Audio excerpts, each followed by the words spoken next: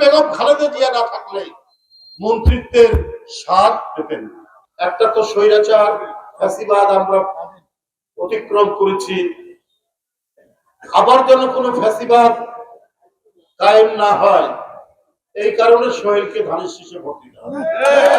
কিন্তু এখনো চলছে, নানা ভেলকিবাজি, নানা নাটক, নানা তামাশা। ইসলামী দলের প্রধান আমির সাহেব একজন শীতল পাটি দিয়েছে, তিনি স্টেজের মধ্যে শীতল পাটি দিচ্ছে, ঘুমিয়ে গেলেন। এই সস্তা ভণ্ডামি করে মানুষের মন জয় করা যায়। সবচেয়ে সুস্বাদু হালিম রাধুনী হালিম, হালিম হোক রাধুনী হালিম। আল জাজিরায় সাক্ষাৎকার দিয়েছেন, একবার উনি বললেন যে দেশের প্রচলিত আইন অনুযায়ী আমরা রাষ্ট্র পরিচালনা করব যদি আমরা জিতি। তখন সাংবাদিকরা প্রশ্ন করলো, আপনাদের দলীয় যে ইস্যু, আপনাদের যে গঠনতন্ত্র বা আপনাদের যে ম্যানিফেস্টো, সেখানে তো আপনারা শরিয়া আইনের কথা বলছেন। তারপরে তিনি বললেন যে ধাপে ধাপে ধাপে ধাপে আমরা শরিয়া আইন দিকে যাব। তার মানে কোনোটাতেই তাদের কোনো কনসিস্টেন্সি নাই, তাদের কোনো সামঞ্জস্য বোধ নেই। প্রত্যক্ষ এবং জনগণের কাছে দৃঢ় অঙ্গীকার করার মতো কিছু নেই। ভাই, ইসলাম নিয়ে রাজনীতি করেন, ইসলামের প্রধান বিষয়টি হচ্ছে অঙ্গীকার রক্ষা করা, ওয়াদা রক্ষা করা। চলতে হয় সিরাতুল মুস্তাকিম, সরল সোজা পথে।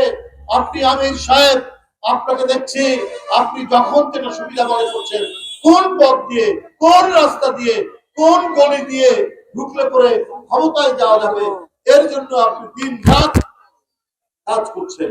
কিন্তু আপনার এই কাজের মধ্যে মানুষের কাছে ধরা পড়ে যাচ্ছে আপনাদের আসল চরিত্র, আপনাদের আসল বৈশিষ্ট্য। সোহেল যে দল করে সেটা বাংলাদেশ জাতীয়তাবাদী দল।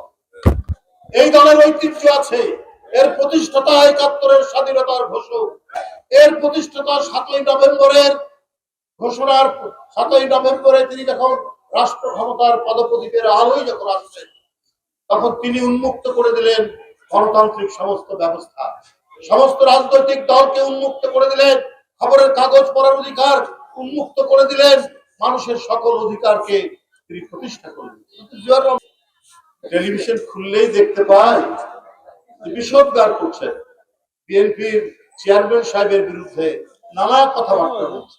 কিন্তু আপনাদের এতটুকু মনের মধ্যে কৃতজ্ঞতা বোধ নাই। জিয়াউর রহমান না থাকলে জামাতে ইসলামের জন্ম হতো না। বাংলাদেশের মাটিতে জামাত ইসলাম রাজনীতি করতে পারবে।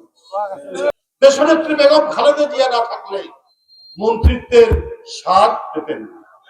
দুইজন মন্ত্রিত্ব আপনারা দিয়েছেন।